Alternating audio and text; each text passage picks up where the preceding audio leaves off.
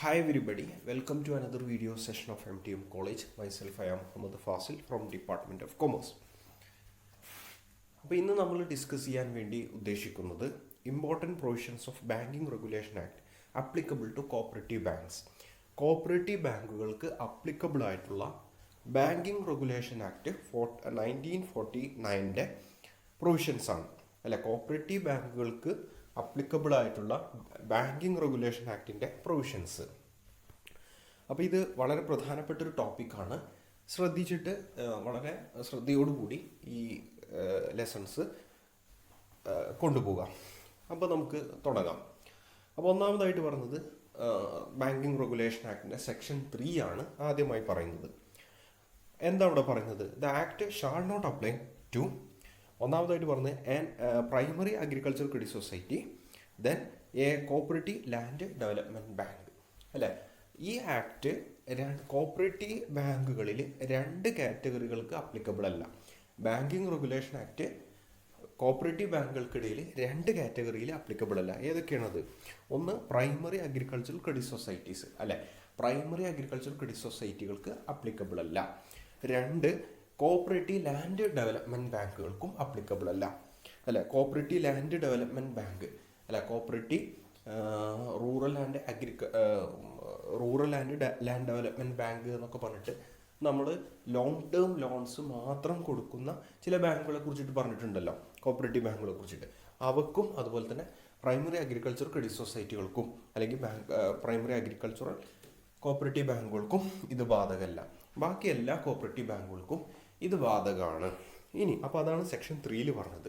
അല്ലേ, ബാക്കി എല്ലാ കോപ്പറേറ്റീവ് ബാങ്കുകൾക്കും, ഇതൊഴികെയുള്ള ബാക്കി എല്ലാ കോപ്പറേറ്റീവ് ബാങ്കുകൾക്കും ബാധകമാണ് എന്നാണ് ഈ പ്രൊവിഷൻ്റെ ഇതിൻ്റെ അർത്ഥം. അല്ലേ, ഇതിൻ്റെ ഒരു വിവക്ഷ.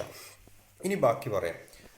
ഇനി സെക്ഷൻ 5 സബ്സെഷൻ ബി ആണ് അപ്ലിക്കബിൾ ആയിട്ടുള്ളത്. സെക്ഷൻ 5 സബ്സെഷൻ ബി ആണ് ഇനി അപ്ലിക്കബിൾ ആയിട്ടുള്ളത്. അതിലെന്താണ് പറയുന്നത്? ബാങ്കിങ്. അല്ലെ, ബാങ്കിങ് എന്താണ്?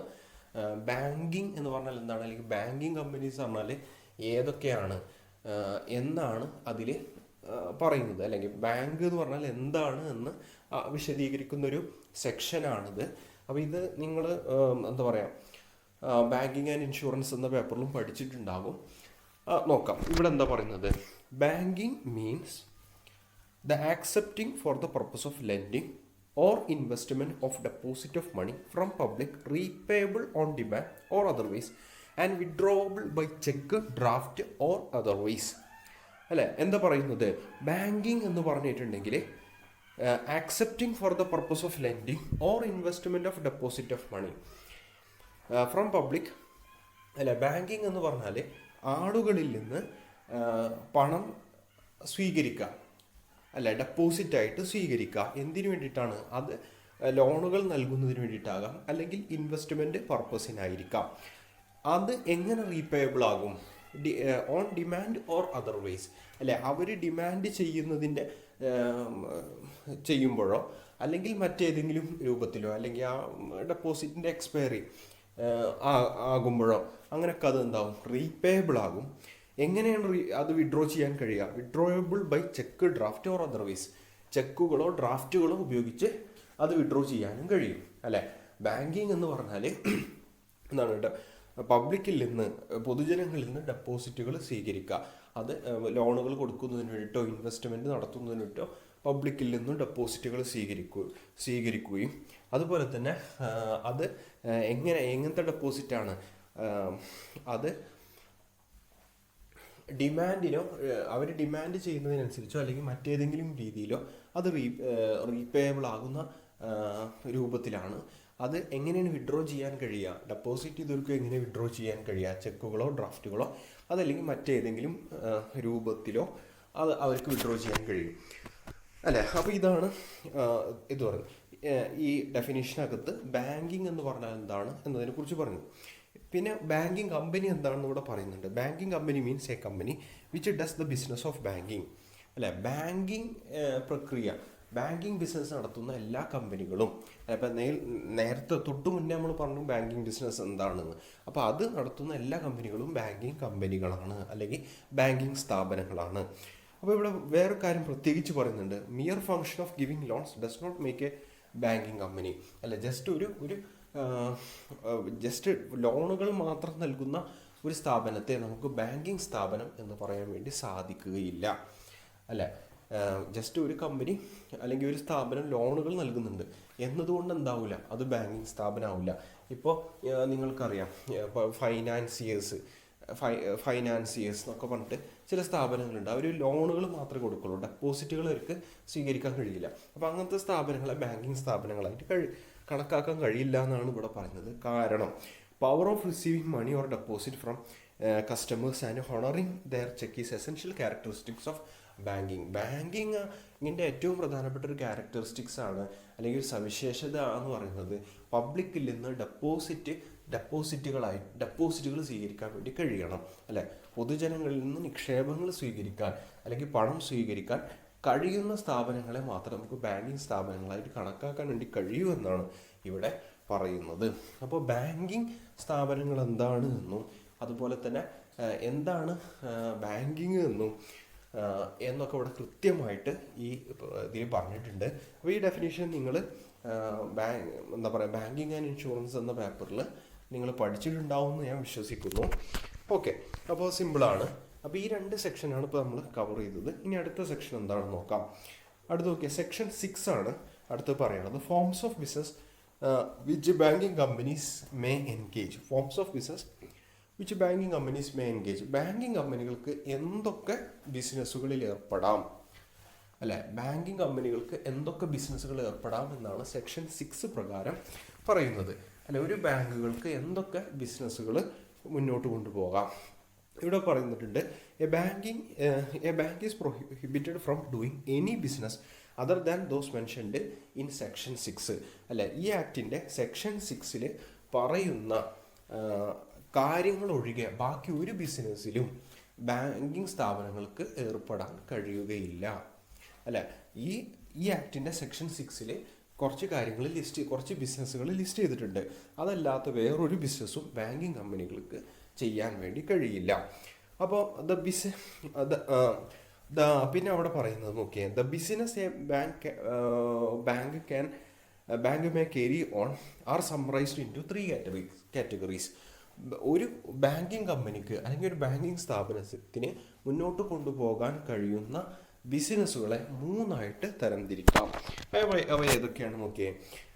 ഒന്നാമതായിട്ട് പറയുന്നത്, അല്ലെ, മെയിൻ ബിസിനസ് ഓഫ് ബാങ്കിങ്. ബാങ്കിങ്ങിലെ മെയിൻ ബിസിനസ് എന്തൊക്കെയാണത്?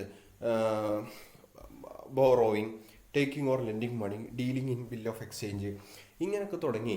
അല്ലെ, ഡെപ്പോസിറ്റുകൾ സ്വീകരിക്കുക, ലോണുകൾ നൽകുക, അതുപോലെ തന്നെ ബിൽ ഓഫ് എക്സ്ചേഞ്ചിൽ ഡിസ്കൗണ്ട് ചെയ്യുക, ഡിബെഞ്ചറുകൾ ഇഷ്യൂ ചെയ്യുക, ലെറ്റർ ഓഫ് ക്രെഡിറ്റ് കൊടുക്കുക, അതുപോലെ ഫോറിൻ എക്സ്ചേഞ്ചുകൾ വാങ്ങുകയോ വിൽക്കുകയൊക്കെ ചെയ്യുക. ഇങ്ങനെ മെയിൻ ബിസിനസ് ഓഫ് ബാങ്കിങ്ങിൽ അവർക്ക് സ്വാഭാവികമായിട്ടും ഏർപ്പെടാൻ വേണ്ടി സാധിക്കും. അതാണ് ഒന്നാമതായിട്ട് പറഞ്ഞത്. പിന്നെ രണ്ടാമതായിട്ട് പറയുന്നത് എന്താണ്? ബാങ്കിങ് കമ്പനികൾക്ക് ഏർപ്പെടാൻ കഴിയുന്ന രണ്ടാമത്തെ കാറ്റഗറി ഓഫ് ബിസിനസ് എന്നാണ് acting as an agent, trustee, administrator, carrying on guarantee of business. Guarantee business. അപ്പോൾ ബാങ്കിങ്ങുമായി അനുബന്ധമായ ബിസിനസ്സുകളിൽ ഏർപ്പെടാം.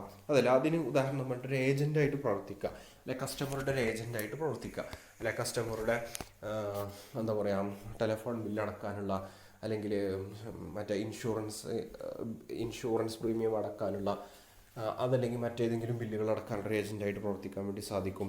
അതുപോലെ ട്രസ്റ്റി ആയിട്ട് പ്രവർത്തിക്കാൻ വേണ്ടി സാധിക്കും. അല്ലെ, ട്രസ്റ്റി ആയിട്ട് പ്രവർത്തിക്കുന്നതുകൊണ്ടാണ് അവർ എന്ത് ചെയ്യുന്നത്, നമ്മുടെ വാല്യൂബിൾസ് സൂക്ഷിക്കുന്നത്. അതുപോലെ അഡ്മിനിസ്ട്രേറ്ററായിട്ട്, അല്ലെ ലോക്കർ ഫെസിലിറ്റികളുടെയൊക്കെ നമ്മുടെ വാല്യൂബിൾസ് സൂക്ഷിക്കുന്നത്. അതുപോലെ അങ്ങനെ പിന്നെ ഗ്യാരണ്ടി ചെക്കുകൾ നൽകുക, ഇത്തരത്തിൽ തുടങ്ങി അനുബന്ധമായ ബിസിനസ്സുകൾ ഏർപ്പെടാം. മൂന്നാമതായിട്ട് പറഞ്ഞത് ഡീലിംഗ് ഇൻ പ്രോപ്പർട്ടീസ് റെസ്ട്രിക്റ്റഡ്. അല്ലേ, മൂന്നാമതായിട്ട് പറഞ്ഞത് ബാങ്കുകൾക്ക് പ്രോപ്പർട്ടികളിൽ ഡീല് ചെയ്യുന്നത് പ്രൊഹിബിറ്റഡ് ആണ്, താഴെ പറയുന്നത് ഒഴികെ. അല്ലെ, താഴെ പറയുന്നതല്ലാത്ത പ്രോപ്പർട്ടികളിൽ ഡീൽ ചെയ്യുന്നത് ഒരു ബാങ്കിന് പ്രൊഹിബിറ്റഡ് ആണ്. എന്തൊക്കെയാണ് അവിടെ പറയുന്നത്?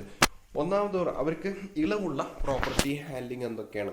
Property coming in the satisfaction of claims or as security, അല്ലെ? അവർ ലോണുകൾക്ക് എതിരായിട്ട് അവരെന്ത് ചെയ്യുന്നുണ്ട്? അവർ ലോണുകൾ നൽകുന്നത് സെക്യൂരിറ്റികൾക്കെതിരായിട്ടാണ്. അപ്പോൾ ആ ലോണുകൾ അടക്കാത്തതിൻ്റെ പേരിൽ അവർക്ക് ആ സെക്യൂരിറ്റികൾ എന്ത് ചെയ്യാം? സീസ് ചെയ്യാം. അപ്പോൾ ആ രൂപത്തിൽ പ്രോപ്പർട്ടികൾ അവരെ കയ്യിലേക്ക് വരുന്നത് ഇതിന് പ്രശ്നമില്ല, അല്ലേ? ഇപ്പോൾ ഗോൾഡിൻ്റെ രൂപത്തിൽ അല്ലെങ്കിൽ ലാൻഡിൻ്റെ രൂപത്തിലൊക്കെ അവരെ കയ്യിലേക്ക് ഈ രൂപത്തിൽ പ്രോപ്പർട്ടി വരും, അതിനവർക്ക് പ്രശ്നമില്ല. രണ്ടാമതായിട്ട് പിന്നെ പറയുന്നത് എന്താണ്?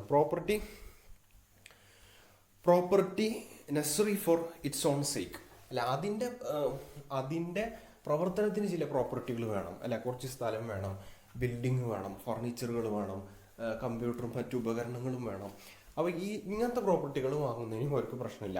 ഇതല്ലാത്ത മറ്റൊരു പ്രോപ്പർട്ടി ഡീലിങ്സിലും അവർ ഏർപ്പെടാൻ വേണ്ടി പാടില്ല. അത് ഈ രണ്ട് കേസിലൊഴികെ ബാക്കി ഒരു പ്രോപ്പർട്ടി ബിസിനസ് അവർക്ക് ചെയ്യാൻ വേണ്ടി സാധിക്കുകയില്ല, അല്ലെങ്കിൽ നിഷിബ്ധമാണ് അവർക്ക്, അല്ലെങ്കിൽ പ്രൊഹിബിറ്റഡ് ആണ്. അപ്പോൾ ഇങ്ങനെയാണ് സെക്ഷൻ 6 എന്ത് ചെയ്യുന്നത് പറയുന്നത്, അല്ലെങ്കിൽ ഈ 3 തരത്തിലുള്ള ബിസിനസ് ഒഴികെ ബാക്കി ഒരു ബിസിനസ്സും അവർക്ക് ചെയ്യാൻ വേണ്ടി കഴിയില്ല. ഓക്കെ അല്ല? അപ്പോൾ നമ്മൾ ഈ 3 സെക്ഷൻസാണ് നമ്മൾ ഇന്ന് കവർ ചെയ്യുന്നത്, അല്ല? കോപ്പറേറ്റീവ് ബാങ്കുകൾക്ക് അപ്ലിക്കബിൾ ആയിട്ടുള്ള ബാങ്കിങ് റെഗുലേഷൻ ആക്ടിൻ്റെ പ്രൊവിഷൻസ് ആണ് നമ്മൾ ഡിസ്കസ് ചെയ്തത്. അതിൽ സെക്ഷൻ 3 പ്രകാരം 3 ആണ് ആദ്യം പറഞ്ഞത്. അതിൽ പറഞ്ഞത് എന്താ വെച്ചാൽ ഈ ആക്ട് പ്രൈമറി അഗ്രികൾച്ചറൽ കോപ്പറേറ്റീവ് ബാങ്കുകൾക്കും അതുപോലെ തന്നെ കോപ്പറേറ്റീവ് ലാൻഡ് ഡെവലപ്മെൻറ്റ് ബാങ്കുകൾക്കും ബാധകമല്ല എന്നുള്ളതാണ്.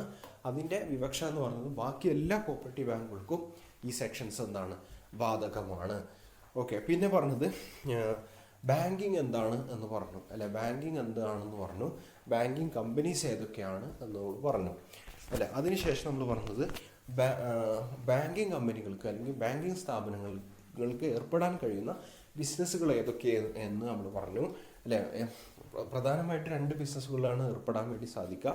ഒന്നാമതെന്ന് പറഞ്ഞത് മെയിൻ ബിസിനസ് ഓഫ് ബാങ്കിങ് ആണ്. Deposit of money, accepting of deposit, അല്ലെങ്കിൽ ഇൻവെസ്റ്റ്മെൻറ്റ് ഓഫ് മണി, എന്താ പറയുക, ഗിവിങ് ലോൺസ്, അതുപോലെ issuing letter of credit, buying and selling of foreign exchange, ഇതൊക്കെയാണ് മെയിൻ ബിസിനസ് ഓഫ് ബാങ്കിങ്. രണ്ടാമതായിട്ട് പറഞ്ഞത് അനുബന്ധമായ ബാങ്കിങ് ബിസിനസ്സുകൾ. അതിൽ ഒരു ക്ലയൻറ്റിൻ്റെ ഏജൻ്റായിട്ട് പ്രവർത്തിക്കുക, ട്രസ്റ്റി ആയിട്ട് പ്രവർത്തിക്കുക, അഡ്മിനിസ്ട്രേറ്ററായിട്ട് പ്രവർത്തിക്കുക, അതുപോലെ കെയറിങ് ഓൺ ഗ്യാരണ്ടി ബിസിനസ്, ഇതൊക്കെ. പിന്നെ പിന്നെ എന്താ പറയുക, 2 കേസുകളിലൊഴികെ പ്രോപ്പർട്ടികളിൽ ഹാൻഡിൽ ചെയ്യാൻ ബാങ്കിങ് കമ്പനികൾക്ക് പാടില്ല, അല്ല? ഒന്നാമതെന്ന് പറയുന്നത് അവരുടെ ബിസിനസ്സിൻ്റെ ഭാഗമായിട്ട് അവരിലേക്ക് വരുന്ന ചില പ്രോപ്പർട്ടികളുണ്ട്. അത് ഏതൊക്കെയെന്ന് ചോദിച്ചാൽ, അല്ല, അവർ സെക്യൂരിറ്റികൾക്കെതിരെയാണ് എന്ത് ചെയ്യുന്നത്? ലോണുകൾ നൽകുന്നത്, അല്ല? അപ്പോൾ ഗോൾഡിനെതിരെ അല്ലെങ്കിൽ ലാൻഡിനെതിരെയൊക്കെയാണ് ലോണുകൾ നൽകുന്നത്. അപ്പോൾ ആ ലോണിൻ്റെ തിരിച്ചടവ് കൃത്യമായി അടക്കാത്തതിൻ്റെ പേരിൽ ആ പ്രോപ്പർട്ടി ചിലപ്പോൾ സീസ് ചെയ്യപ്പെടും. അപ്പോൾ അങ്ങനെ പ്രോപ്പർട്ടി വരുന്നത് കൊണ്ട് അവർക്ക് പ്രശ്നമില്ല. അതുപോലെ തന്നെ അവരുടെ പ്രവർത്തനത്തിന് വേണ്ടിയിട്ട് ചില പ്രോപ്പർട്ടികൾ ആവശ്യമുണ്ട്. ലാൻഡും ബിൽഡിങ്ങും മെഷീനറിയും കാര്യങ്ങളൊക്കെ, അല്ല, മെഷീനറി അല്ല, ഫർണിച്ചറൊക്കെ ആവശ്യമുണ്ട്. അത് വാങ്ങുന്നതിനും അതിൽ ഡീൽ ചെയ്യുന്നതിനും അവർക്ക് പ്രശ്നമില്ല. ഇതൊഴികെ ബാക്കി ഒരു ബിസിനസ്, എന്താ പറയുക, വേറെ ബിസിനസ്സുകളൊന്നും അവർക്ക് ഏർപ്പെടാൻ വേണ്ടി സാധിക്കുകയില്ല, അല്ലേ? ഇത് കൂടാതെ ഒരു ചെറിയ കാര്യം കൂടി ഇതിനോട് കൂടി ചേർക്കാൻ നമുക്കുണ്ട്. ന്യൂ ഏരിയ ഓഫ് ബിസിനസ്, ചില പുതിയ ഏരിയ ഓഫ് ബിസിനസ്. അപ്പോൾ ഇവിടെ ഒന്ന് പറയുകയാണെങ്കിൽ, the government of India has specified hire purchase, equipment leasing, insurance as a new form of business for cooperative banks to be engaged, അല്ല? ഇപ്പോൾ ഗവൺമെൻറ് ഓഫ് ഇന്ത്യ കോപ്പറേറ്റീവ് ബാങ്കുകളോട് ഈ ഹയർ പർച്ചേസ്, എക്യുപ്മെൻറ്റ് ലീസിംഗ്, അതുപോലെ insurance തുടങ്ങിയ മേഖലകളിൽ ഏർപ്പെടാൻ അവർക്ക് അനുവാദം നൽകിയിട്ടുണ്ട്, അല്ലെങ്കിൽ അവരെ പ്രോത്സാഹിപ്പിക്കുന്നുണ്ട്. അപ്പോൾ RBI ഇതിനു വേണ്ടി അവരെ എന്ത് ചെയ്യുന്നുണ്ട്? ഇതിനു വേണ്ടി അവരെ ശാക്തീകരിക്കുന്നുമുണ്ട്, അല്ല? അതിനുവേണ്ടി നിയമങ്ങളിൽ മാറ്റം വരുത്തുന്നുമുണ്ട്. അപ്പോൾ അതുകൂടി നമ്മൾ എന്ത് ചെയ്യണം? ഇതിൽ ഒന്ന് ഓർത്തു വെക്കേണ്ടതായിട്ടുണ്ട്, അല്ല? ഹയർ പർച്ചേസ്, എക്യുപ്മെൻറ്റ് ലീസിങ്, അതുപോലെ ഇൻഷുറൻസ് തുടങ്ങിയ ബിസിനസ് മേഖലകളിലേക്ക് കൂടി കോപ്പറേറ്റീവ് ബാങ്കുകളെ കടന്ന് വരാൻ ഗവൺമെൻറ്റുകൾ എന്ത് ചെയ്യുന്നു, ഗവൺമെൻറ് അവരെ പ്രോത്സാഹിപ്പിക്കുന്നുണ്ട്. RBI അതിനനുസരിച്ചിട്ട് നിയമങ്ങളിലും മാറ്റം വരുത്തുന്നുണ്ട് എന്നുള്ള കാര്യം കൂടി നമ്മൾ ഈ അർത്ഥത്തിൽ ഓർത്ത് വെക്കേണ്ടതായിട്ടുണ്ട്. അപ്പോൾ ഇതാണ് ഇപ്പോൾ 3, 5, 6 തുടങ്ങിയ സെക്ഷൻസിൽ നമുക്ക് പറയാനുള്ളത്. Okay, thank you.